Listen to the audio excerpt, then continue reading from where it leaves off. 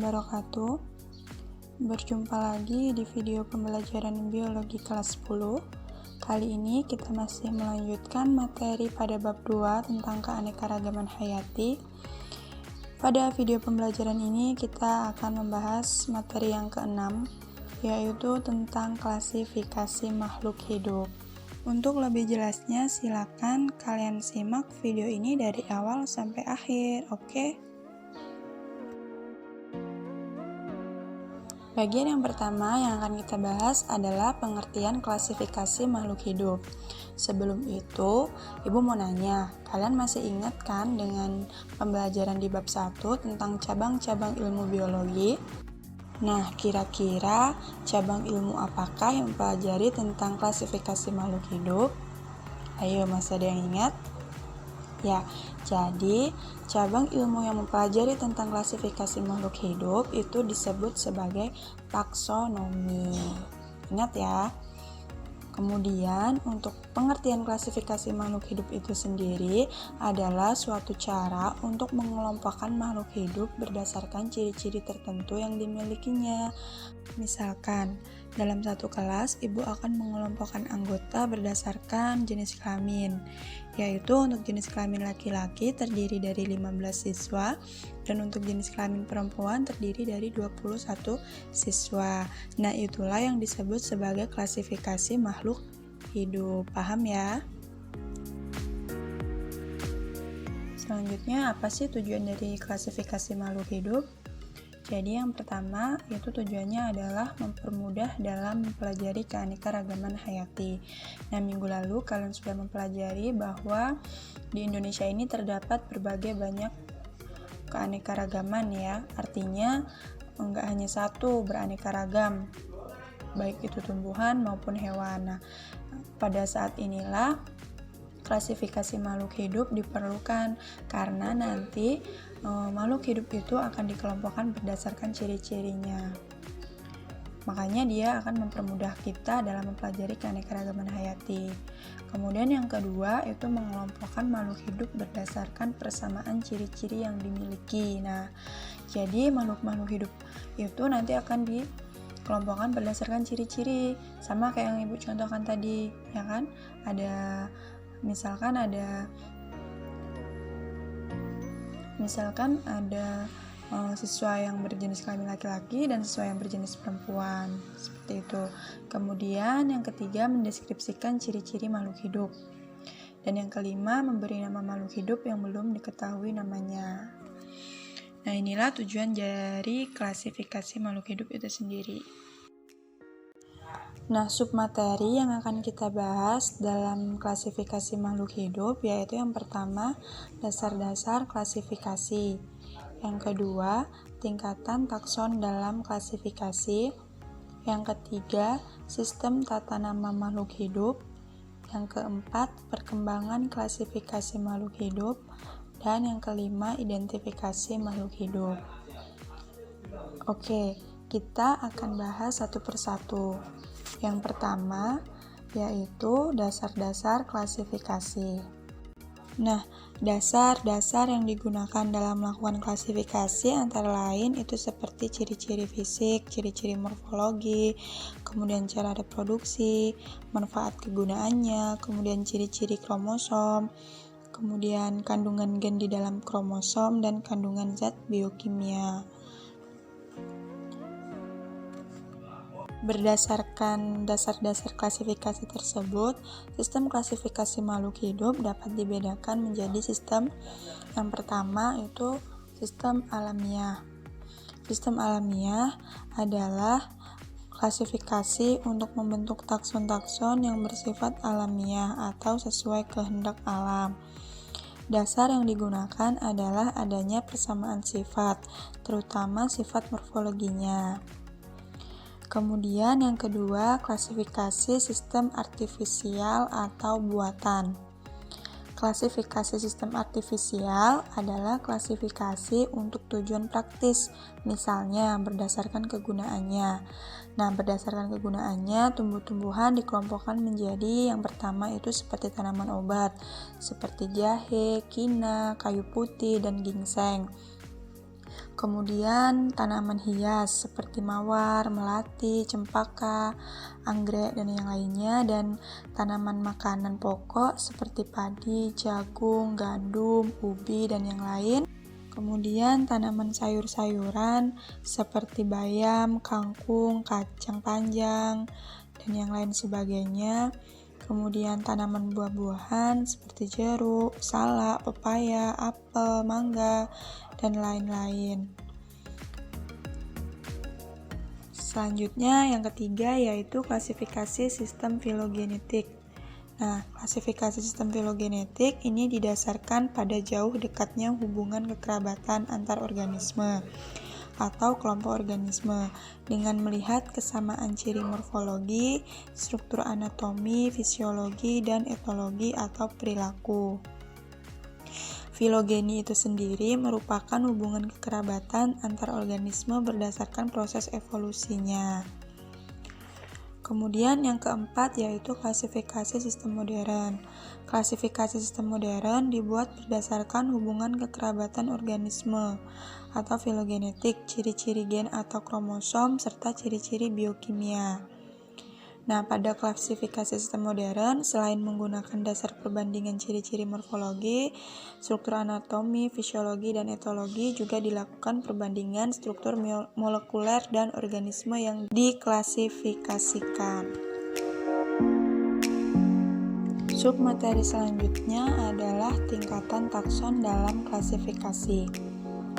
Jadi, tingkatan takson adalah tingkatan unit atau kelompok makhluk hidup yang disusun mulai dari tingkat tertinggi hingga tingkat terendah.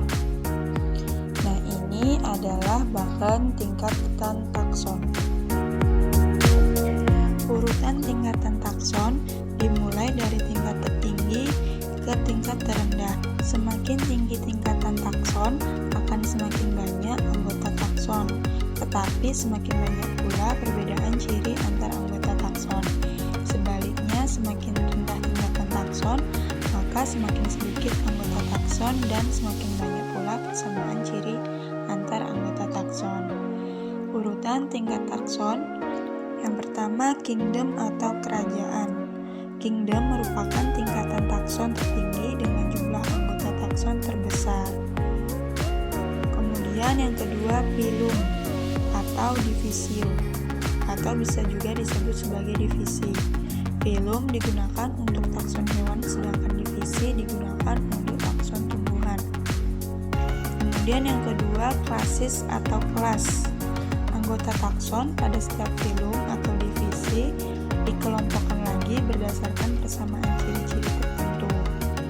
Nama kelas tumbuhan menggunakan akhiran yang berbeda-beda, antara lain Edonaceae untuk tumbuhan berbiji tertutup, Opsida untuk lumut, kemudian Pisceae untuk alga, dan lain-lain. Kemudian yang keempat, ordo atau bangsa. Anggota takson pada setiap kelas dikelompokkan lagi menjadi beberapa ordo berdasarkan persamaan ciri-ciri yang lebih khusus. Nama ordo pada takson tumbuhan biasanya menggunakan akhiran ales. Kemudian yang kelima, familia atau famili, atau bisa juga disebut sebagai suku. Anggota takson setiap ordo akan dikelompokkan lagi menjadi beberapa famili berdasarkan persamaan ciri-ciri tertentu. Kemudian yang keenam, genus atau marga. Anggota takson setiap famili akan dikelompokkan lagi menjadi beberapa genus berdasarkan persamaan ciri-ciri yang lebih khusus. Kemudian yang ketujuh, spesies atau jenis. Spesies merupakan tingkatan takson paling dasar atau terendah. Kemudian yang kedelapan itu varietas atau ras. Pada organisme atau spesies terkadang masih ditemukan perbedaan ciri yang sangat jelas, sangat khusus atau bervariasi sehingga disebut varietas atau kultivar, atau juga bisa disebut sebagai ras.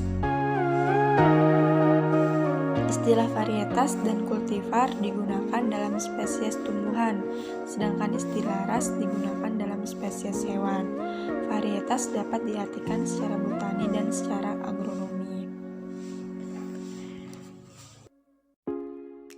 Nah, selanjutnya sistem tata nama makhluk hidup. Jadi, setiap jenis makhluk hidup itu diberikan nama ilmiah ya, atau scientific name.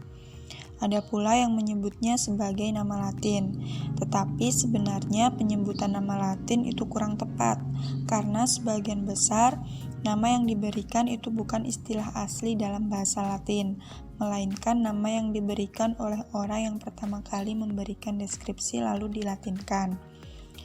Nah, perlu kalian ketahui bahwa orang yang memberikan deskripsi suatu spesies itu disebut sebagai deskriptor. Kemudian, pemberian nama ilmiah pada setiap makhluk hidup itu bertujuan agar spesies mudah dikenali dan menghindari kesalahpahaman. Nama ilmiah ini berlaku secara universal ya, tidak seperti nama lokal, di mana misalnya spesies akan disebut berbeda di daerah yang berbeda. Misalnya seperti di Jawa Tengah, bahasa Jawanya pisang itu disebut gedang, sedangkan bahasa Jawa Barat, gedang itu artinya pepaya. Di Jawa Barat, bahasa Sunda pisang disebut cau, sedangkan dalam bahasa Inggris, pisang disebut banana.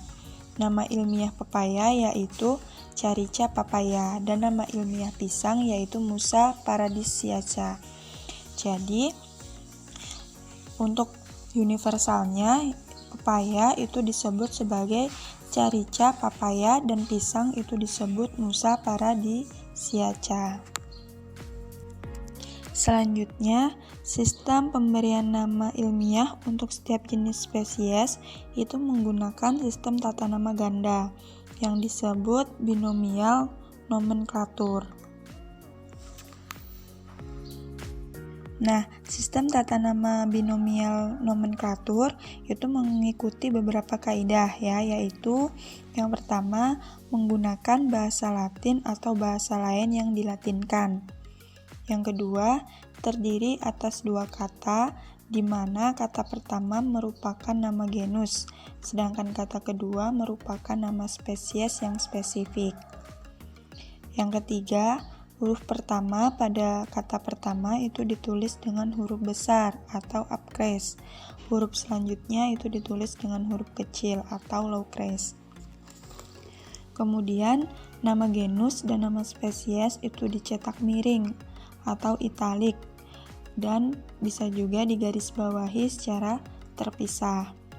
Kemudian yang kelima, nama atau singkatan nama deskriptor dapat dituliskan di belakang nama spesies dengan huruf tegak dan tanpa garis bawah. Nah, misalkan contohnya seperti yang pertama itu ada Glycine maxmer atau disebut sebagai tanam. Yang kedua, terdiri atas dua kata, di mana kata pertama merupakan nama genus, sedangkan kata kedua merupakan nama spesies yang spesifik. Yang ketiga, huruf pertama pada kata pertama itu ditulis dengan huruf besar atau uppercase. Huruf selanjutnya itu ditulis dengan huruf kecil atau lowercase. Kemudian, nama genus dan nama spesies itu dicetak miring atau italik dan bisa juga digarisbawahi secara terpisah. Kemudian yang kelima, nama atau singkatan nama deskriptor dapat dituliskan di belakang nama spesies dengan huruf tegak dan tanpa garis bawah. Contoh penulisan nama ilmiah, misalnya pada tanaman kedelai. Kedelai memiliki nama ilmiah Glycine maxmer. Nah, Glycine max itu ditulis dengan huruf miring dan huruf G di awal kalimat glycine itu ditulis dengan huruf besar, sementara huruf selanjutnya yaitu max itu ditulis dengan huruf kecil. Atau bisa juga Glycine max itu tidak ditulis miring tetapi digarisbawahi. Sementara mer itu ditulis tegak dan merupakan singkatan dari nama deskriptor, yaitu Edemeril. Berikutnya, nama ilmiah dari buncis, yaitu Vicia faba L. Vicia faba bisa dicetak dengan miring atau italik, kemudian huruf depan Vicia, yaitu V, ditulis dengan huruf besar, dan kata selanjutnya faba itu ditulis dengan huruf kecil, atau bisa juga digarisbawahi. Kemudian L itu merupakan nama deskriptor yang singkatan dari Linnaeus. Jadi inilah contoh penulisan nama ilmiah ya. Berikut adalah pemberian nama takson makhluk hidup. Silakan kalian pahami tabel berikut supaya lebih mudah mengingatnya. Tingkatan takson. Nama divisi atau filum pada tumbuhan biasanya diakhiri dengan pita, sedangkan pada hewan itu tidak ada aturan tertentu. Kemudian nama kelas pada tumbuhan biasanya diakhiri dengan opsida, sedangkan pada hewan juga tidak ada aturan tertentu. Kemudian untuk nama ordo pada tumbuhan biasanya diakhiri dengan ales, sedangkan pada hewan tidak ada aturan tertentu. Dan yang terakhir, nama famili untuk tumbuhan biasanya diakhiri dengan Aceae, sedangkan pada hewan Idae. Berikut merupakan contoh hasil klasifikasi makhluk hidup pada tumbuhan dan hewan. Contoh yang diambil pada hewan yaitu kucing. Perhatikanlah tabel 1. Kucing termasuk kingdom Animalia. Filumnya yaitu Chordata, atau termasuk dalam hewan bertulang belakang atau vertebrata. Untuk kelasnya yaitu Mamalia, merupakan kelompok hewan yang memiliki rambut dan betinanya menyusui. Untuk ordonya yaitu Carnivora. Karnivora biasanya merupakan kelompok hewan yang memakan daging. Kemudian familia atau familinya yaitu Felidae, merupakan kelompok famili kucing. Seperti yang sudah Ibu jelaskan tadi, bahwa pada hewan biasanya penulisan famili diakhiri dengan kata idae. Selanjutnya yaitu genus, merupakan kelompok Felis. Anggota kelompok Felis merupakan kucing-kucing yang berukuran kecil atau kucing rumahan yang sering kita pelihara.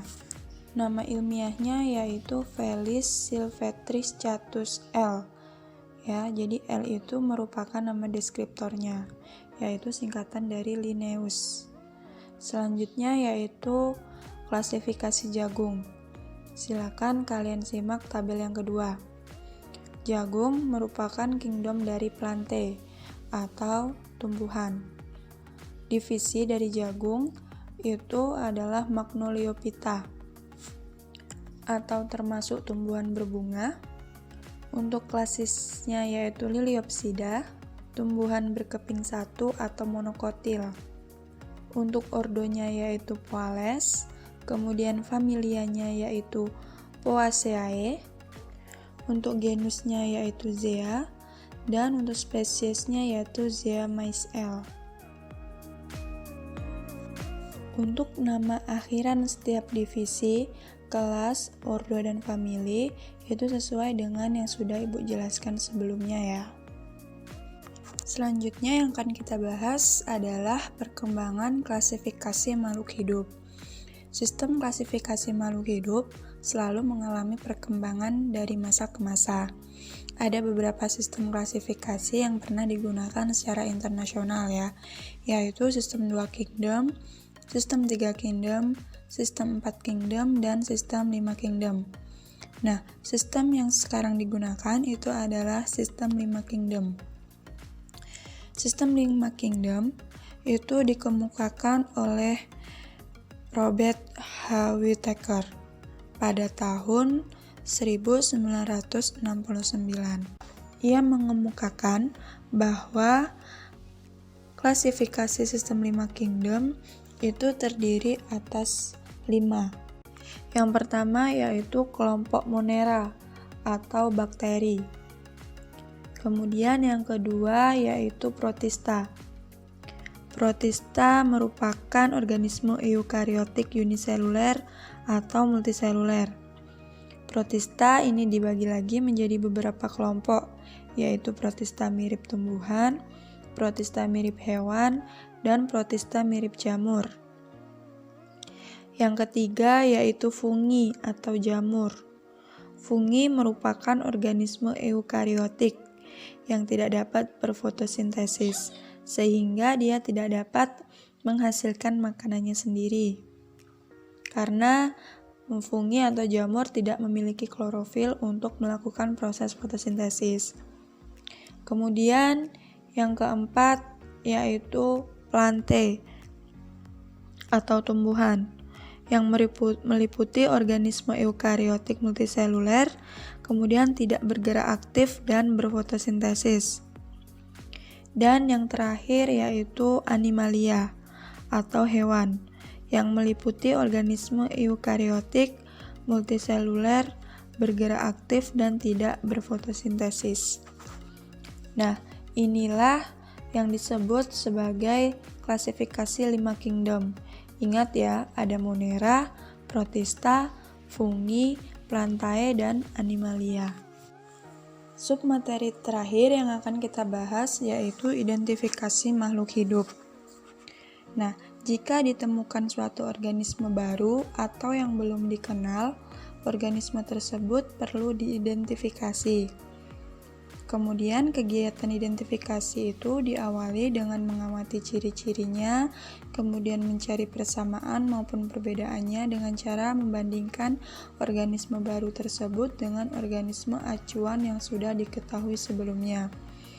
Nah, setelah diketahui ciri-cirinya dan dibandingkan dengan organisme acuan, kemudian diberikan nama. Nah, jadi dalam melakukan identifikasi itu diperlukan hal-hal yang pertama itu pengetahuan tentang klasifikasi makhluk hidup. Kemudian yang kedua, memiliki buku referensi atau sumber referensi lainnya. Kemudian yang ketiga, memiliki pedoman atau kunci determinasi. Yang keempat, gambar organisme yang sudah diketahui dan sudah memiliki nama. Dan yang kelima yaitu spesimen acuan atau berupa organisme yang diawetkan. Kemudian yang akan kita bahas yaitu kunci determinasi.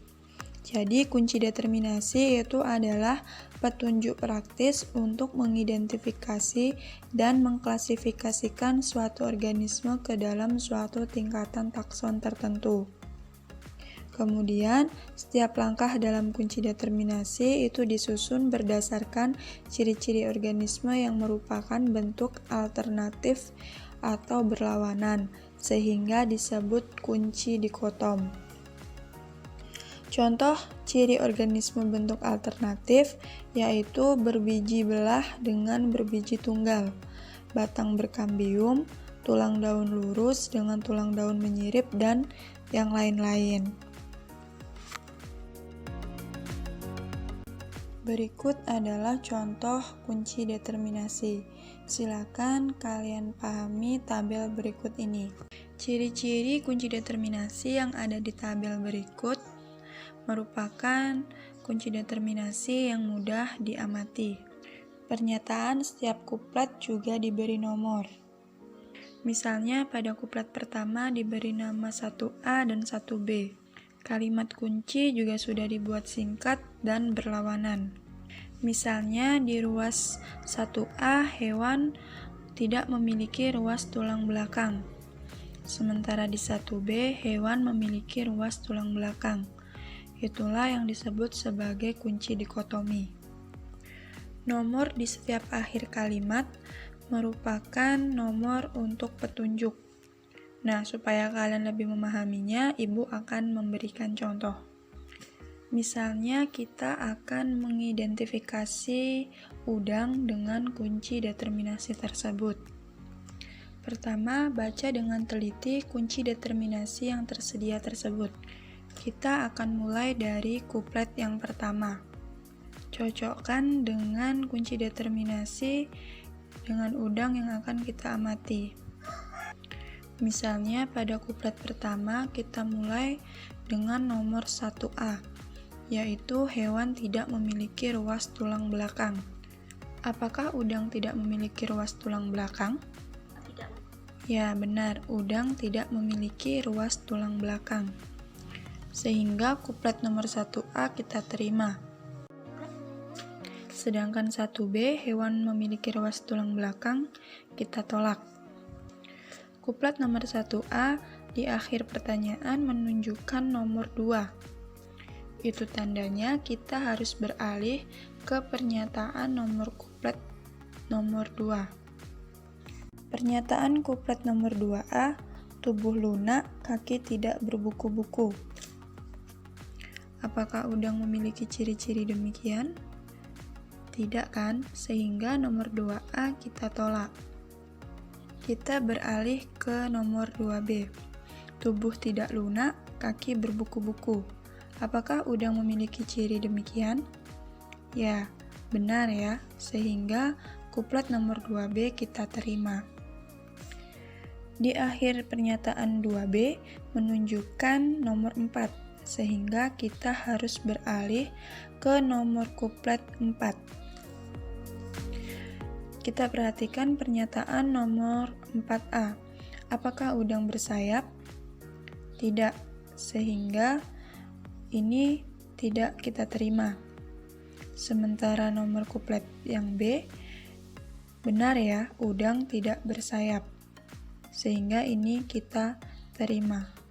Atau di akhir pernyataan 4B menunjukkan krustase. Itu artinya udang merupakan kelompok dari krustase. Sehingga dari hasil identifikasi kita menemukan jawabannya, yaitu bahwa udang berdasarkan kunci determinasi nomor 1A, hewan tidak memiliki ruas tulang belakang. Kemudian nomor 2B, yaitu tubuh tidak lunak, kaki berbuku-buku. Dan nomor 4B, tidak bersayap atau kelompok hewan krustase. Nah, demikianlah pembahasan tentang materi klasifikasi makhluk hidup. Semoga apa yang sudah Ibu jelaskan dapat kalian pahami. Terima kasih telah menyaksikan video ini. Ibu akhiri, wassalamualaikum warahmatullahi wabarakatuh.